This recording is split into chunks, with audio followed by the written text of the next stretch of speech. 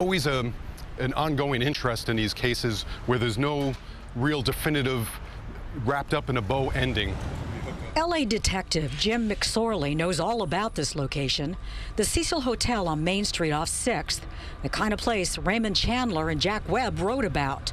Google it, and the first thing you notice is the dozens of podcasts recorded about it. So it's no wonder there's a hot new Netflix show called The Vanishing at the Cecil Hotel. Here's a bit of the trailer. Its history, the Hotel Cecil has always had a dark persona.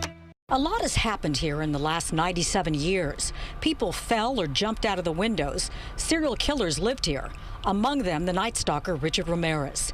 He stayed here during his killing spree in 1984, more than 50 years after this glamour spot turned into a flop house. But it is one particular death in 2013 on the roof that is the main focus of the new show. The nude body of 21-year-old Elisa Lam was found in the water tank. She was a Canadian tourist staying at the Cecil. Elisa's death was ruled an accident, and amateur sleuths have been obsessed ever since. It's an ongoing thing, and that has no real closure to it.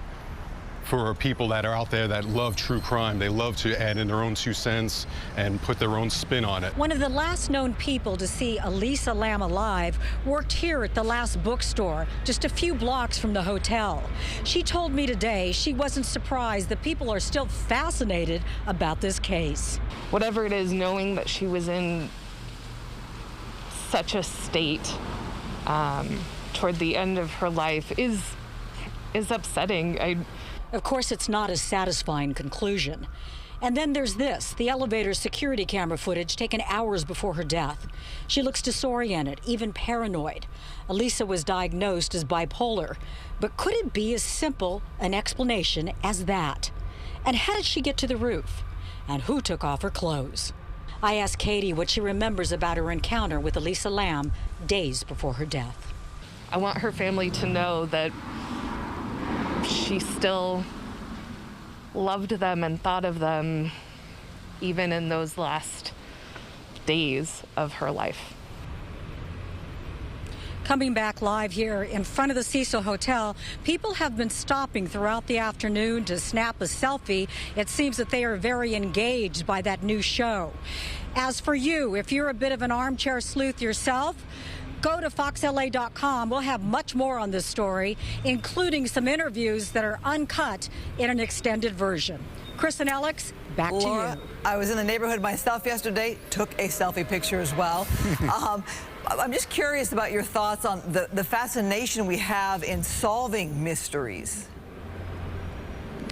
Well, you know what? I had never asked this question of somebody who wasn't a psychologist.